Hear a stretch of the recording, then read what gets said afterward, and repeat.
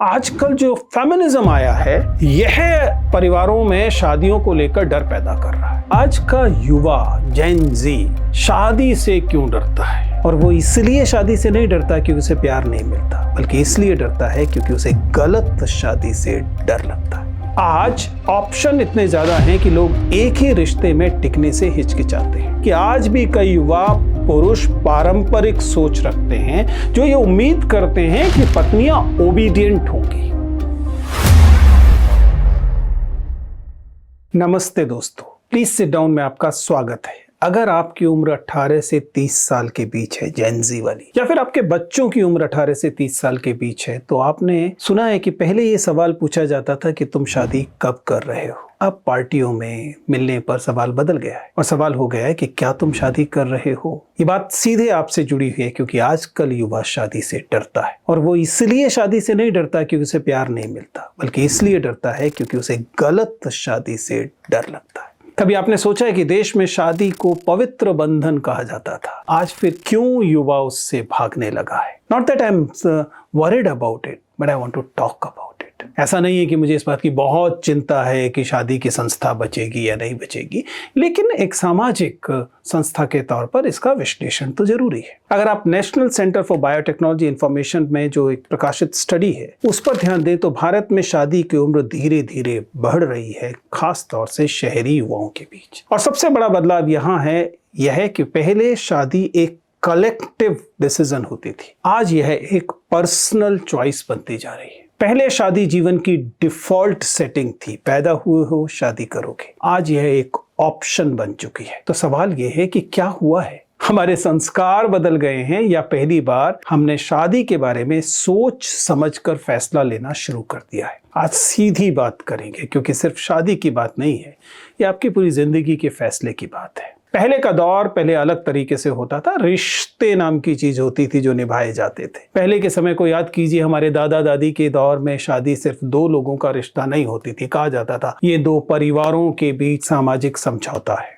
तब संसाधन भले ही कम हो लेकिन एक सपोर्ट सिस्टम मजबूत होता था। पति पत्नी के बीच कुछ गड़बड़ आई तो परिवार के लोग बीच में आकर उसे संभालने की कोशिश करते थे, जिसे आज हम इंटरफियरेंस कहते हैं। तब उस समय से ये रिश्ता बचाने का एक तरीका होता था। और सबसे खास बात ये थी कि सब लोग सब्र नाम की एक सुपर पावर को देखते थे। सब्र करो, रिश्ते निभाना सिर्फ जिम्मेदारी नहीं है, वो जीवन का बाकायदा हिस्सा माना जाता था। लेकिन आज स्थिति बदल रही है। अब क्या हो रहा है? अब कानून बदल रहा है, सोच भी बदल रही है। नेशनल फैमिली हेल्थ सर्वे के मुताबिक शहरी क्षेत्रों में मैरिटल इंस्टेबिलिटी और सेपरेशन के मामले पहले की तुलना में ज्यादा दिखाई दे रहे हैं, और इस बदलाव को कानून भी समझने लगा है। हाल में अमरदीप सिंह वर्सेस हरवीन कौर मामले में सुप्रीम कोर्ट ने कहा कि अगर रिश्ता पूरी तरह से टूट चुका हो तो 6 महीने का कूलिंग ऑफ पीरियड हर मामले में जरूरी नहीं है। यह बदलाव दिखाता है कि पहले जहां लोग सामाजिक दबाव में रिश्ते लगातार निभाते थे, आज लोग मानसिक शांति को ज्यादा महत्व देते हैं। कि अगर साथ रहने से क्लेश हो रहा है, साथ रहने से मानसिक शांति या मानसिक स्वास्थ्य पर असर पड़ रहा है, तो अलग हो जाना बेहतर है। अब आते हैं उस मौलिक सवाल पर कि आज का युवा जेन जी शादी से क्यों डरता है। आज के युवाओं में शादी को लेकर 3 बड़े डर हैं। पहला डर है करियर का डर। अभी 28-30 साल तक की उम्र तक तो बच्चा अपने आप को स्थिर करने में, स्टेबल करने में लगा हुआ है। शादी ऐसे में लगता है कि एडिशनल रिस्पॉन्सिबिलिटी है, एक और व्यक्ति जुड़ जाएगा, फिर उसके बाद बच्चे होंगे, उनकी जिम्मेदारी होगी। इसलिए जब तक करियर सेट नहीं है, जो कि लगातार बढ़ता जा रहा है उसकी उम्र, तब तक वह इस शादी नाम की चीज से भागना चाहता है। एक दूसरी चीज है, ये जेन जी है। जेन जी का सीधा मतलब है कि सोशल मीडिया इनकी जिंदगी का एक ऐसा हिस्सा है जिसे वो अलग नहीं कर सकते, और सोशल मीडिया में लगातार उस इंस्टाग्राम में जो परफेक्ट लाइफ दिखाई देती है उसका कंपैरिजन वह लगातार अपनी जिंदगी से करता है। किसी की जिंदगी परफेक्ट नहीं होती, कई बार बताया है, लेकिन सोशल मीडिया में कंपैरिजन करने के लिए जो जिंदगी दिखाई जाती है वो परफेक्ट दिखती है, और ऐसे में आप लगातार उस कंपैरिजन से अपने लिए अनरियलिस्टिक किस्म की उम्मीदें पैदा करते हैं। आपको लगता है कि आपकी शादियां भी वैसी ही, वो जो प्री वेडिंग शूट और वेडिंग शूट और वाली जो शादियां होती हैं, फिल्मी शादियां, उस जैसी चलेगी।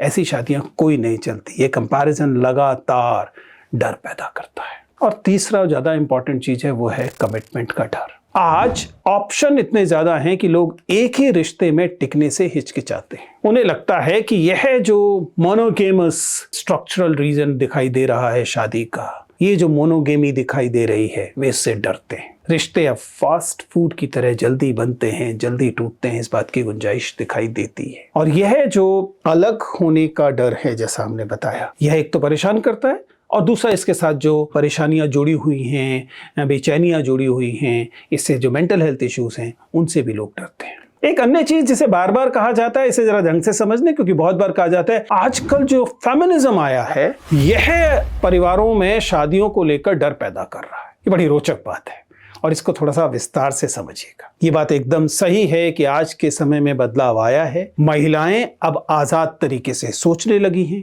उनके पास एक बेसिक आजादी आ गई है। कई बार वो आर्थिक रूप से भी डिपेंडेंट नहीं हैं पति पर, यानी कि उनमें एक तरह की फाइनेंशियल इंडिपेंडेंस भी है, वो आत्मनिर्भर है। ऐसे में स्वाभाविक तौर पर वे अपने फैसले खुद ले सकती हैं, और जब अपने फैसले खुद ले सकती हैं तब वे शादी सर्वाइवल के लिए नहीं कर रही हैं कि उन्हें घर बसाना है, घर बसाने के लिए कोई भर्ता चाहिए, एक ऐसा व्यक्ति चाहिए जो उनका पालन पोषण करे। अब महिलाएं हमेशा उस चीज के लिए शादी नहीं कर रही। अब वे खुद कमाती हैं, उन्हें पता है कि वे अपना ध्यान रख सकती हैं, और इसलिए वे कंपेनियनशिप के लिए शादी कर रही हैं। और दिक्कत यह है कि हमारे यहाँ के पुरुष कंपेनियनशिप के लिए तैयार नहीं है, उनकी ट्रेनिंग भी नहीं है कंपेनियनशिप वाली। वे ऐसे व्यक्ति के साथ तो फिर भी जी सकते हैं जो उन पर डिपेंडेंट हो, उनकी चार बातें सुन ले और उसकी मजबूरी हो साथ रहना, लेकिन वो बराबरी की मांग करे, इस बात के लिए हमारे पुरुष अभी तैयार नहीं है। इसलिए टकराव पैदा होता है। पूरी दुनिया में ये देखने को मिल रहा है, भारत में ज्यादा देखने को मिल रहा है। किंग्स कॉलेज लंदन की एक ग्लोबल स्टडी बताती है कि आज भी कई युवा पुरुष पारंपरिक सोच रखते हैं, जो ये उम्मीद करते हैं कि पत्नियां ओबीडियंट होंगी, आज्ञाकारिता की उम्मीद है। वे कहेंगे पत्नियां सुनेंगी, वे कहेंगे पत्नियां मानेंगी, वे डांटेंगे पत्नियां सुनेंगी। लेकिन जिस किस्म का नया समाज तैयार हुआ है, उसमें स्त्री ऐसा क्यों करेगी? तो एक तरफ बराबरी की सोच और दूसरी तरफ कंट्रोल करने की मानसिकता, इनके बीच में टकराव है। इसका मतलब ये कतई नहीं है कि आप फेमिनिज्म को दोष देना शुरू करेंगे। समझिएगा, आप ये कहने की कोशिश कर रहे हैं कि चूंकि तब तक फेमिनिज्म नहीं था, इसलिए एक तरफा शोषण चल जाता था, अब एक तरफा शोषण नहीं चल पा रहा है, तो बजाय शोषण को दोष देने के आप कहें कि फेमिनिज्म दोषी है। इस बात को बहुत गंभीरता से समझने की आवश्यकता है। इसके बाद फिर सवाल है समाधान कैसे किया जाए। ध्यान रखिएगा, ये लीगली भी ऐसा है। कई बार तो मुझे लगता है कि लोग ये कहते हैं कि चूंकि लोग बहुत बड़े पैमाने पर तलाक होते दिखाई दे रहे हैं, सेपरेशन होते दिखाई दे रहे हैं, इसलिए लोगों में डर पैदा हुआ है। शायद सही बात है, लोगों को इस बात से बेचैनी होती होगी, लेकिन इसका समाधान ये नहीं है कि आप तलाक को मुश्किल बना दें। इसका समाधान ठीक विपरीत है कि आप तलाक को आसान बना दें, ताकि लोगों को यह वन वे रास्ता ना दिखाई दे। लोगों को पता हो कि आप इसमें जा सकते हैं और इससे उतनी ही सहजता से वापस आ सकते हैं। अनिवार्य नहीं है कि आपको जीवन भर के लिए फंस जाना होगा। कुल मिलाकर हम ये बात कहने की कोशिश करें कि एक बैलेंस की जरूरत है। ऐसा नहीं कहा जा रहा कि शादी की अब बिल्कुल जरूरत नहीं है। शादी एक सामाजिक संस्था है और सामाजिक संस्था के अपने महत्व थे, शायद आज भी हैं, बने रहेंगे। ऐसे में आप एक बेसिक सा बैलेंस ला सकते हैं। जो पुराने जमाने में जिसे सबर कहा जाता था, उसे भी लेकर आइए, और आज के ज़माने में जिसे बराबरी कही जाती थी, उसे भी लेकर आइए, और अपनी रिलेशनशिप में इन दोनों को रखिए। कभी कभी you should learn the art of ignoring, art of patience, but at the same time you should also learn that other person is equal. वो एक बराबरी है। और ये भी समझिएगा कि शादी कोई ट्रॉफी नहीं है जिसे दिखाया जाएगा। इसलिए कम से कम शादी के मामले में एक डर तो स्वाभाविक तौर पर होना चाहिए, और वो डर ये है कि आपकी शादी अगर वो ढोल तमाशे वाली बड़ी बड़ी ग्रेट इंडियन फैक्ट मैरिज होने जा रही है, तब आप पर दबाव ज्यादा होने वाला है। एक तो आप लाखों शायद करोड़ों खर्च करके वो शादी कर रहे होंगे, और दूसरा आपने उसको बाकायदा एक मीडिया इवेंट बना दिया होगा, उसको सोशल मीडिया पे गया होगा, और उसके बारे में 50 रील आपने डाली होंगी, 50 लोगों ने शेयर किया होगा, न जाने क्या क्या। ऐसे में बाद में उसमें आई हुई तकलीफों के मामले में आपको पैर खींचना मुश्किल पड़ जाएगा। इसलिए probably the idea of great Indian fact marriage must go. दूसरी बात, प्लीज समझिए, परफेक्ट पार्टनर मत खोजिए, खुद एक बेहतर और समझदार पार्टनर बनने की कोशिश कीजिए। लेकिन असली प्रॉब्लम क्या है? लोग इस बात का एहसास नहीं कर रहे हैं कि नजरिया बदल रहा है, दृष्टिकोण बदल रहा है। एक तरफ जाहिर है कि आप किसी फिल्म में नहीं हैं जहां सब कुछ गुडी गुडी होगा, इसलिए आपको रिश्तों की कद्र करना आना चाहिए, दूसरे को बराबर मानना आना चाहिए। रिश्तों में आपको कुछ कंट्रीब्यूट करना पड़ेगा ये देखना आना चाहिए। और दूसरा, आपको ये भी समझ में आना चाहिए कि सोशल मीडिया इमेज जो है उसके भरोसे मत रहे। Mind it, I am not at all suggesting कि the institution of marriage has to remain intact, not at all. कतई नहीं कह रहा हूं कि शादी बनी ही रहनी चाहिए, लेकिन जो लोग तय करते हैं कि वे विवाह नाम की संस्था में जाना चाहते हैं, उनके पास ये हक होना चाहिए, उनके पास ये सुविधा होनी चाहिए, उनके पास ये अवसर होना चाहिए कि वे इस रिश्ते में जा सकें। लेकिन उनको भी स्वाभाविक तौर पर समझना चाहिए कि ये रिश्ता है, इसमें आपको रिश्ता निभाना पड़ेगा, इसमें धैर्य की ज़रूरत पड़ेगी, इसमें टाइम की ज़रूरत पड़ेगी, इसमें त्याग की ज़रूरत पड़ेगी। अगर आप ये सब देने की कोशिश नहीं करना चाहते हैं, इन्हें देने से बचना चाहते हैं और केवल यह उम्मीद कर रहे हैं कि आपको कोई परफेक्ट पार्टनर मिलेगा जो आपकी तमाम कमियों के साथ आपको स्वीकार करेगा लेकिन उसके अंदर कोई कमी नहीं होगी, then probably that's not the idea. बहुत लोग ऐसे रील्स आप देखते होंगे जिसमें कोई 50वीं सालगिरह मना रहा है और उससे पूछा जाता है कि भाई तुमने इतना रिश्ता कैसे निभाया, तो वो अक्सर ये कहता है कि हम उस ज़माने से हैं जब इसमें जहाँ पर अगर कोई चीज़ टूटती थी तो हम उसे फेंकते नहीं थे, हम उसे ठीक करते थे। अब वह समय है जिस समय आप किसी भी चीज़ को आपको लगता है कि वह काम की नहीं रही तो उठा के फेंक देते हैं, वो टूट गई तो फेंक देते हैं, आप रिपेयर नहीं कराते, नई चीज़ लाना सस्ता पड़ता है। रिश्तों पर ये लागू नहीं होता दोस्त, शादी पर ये लागू नहीं होता।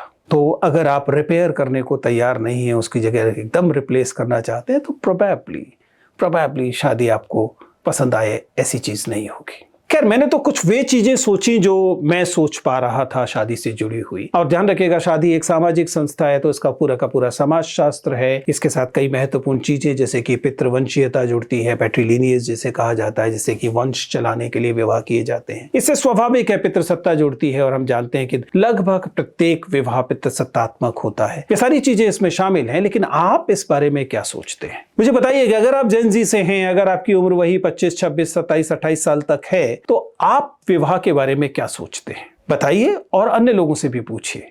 शायद हम इस संस्था के बारे में और बेहतर कुछ जान सकें।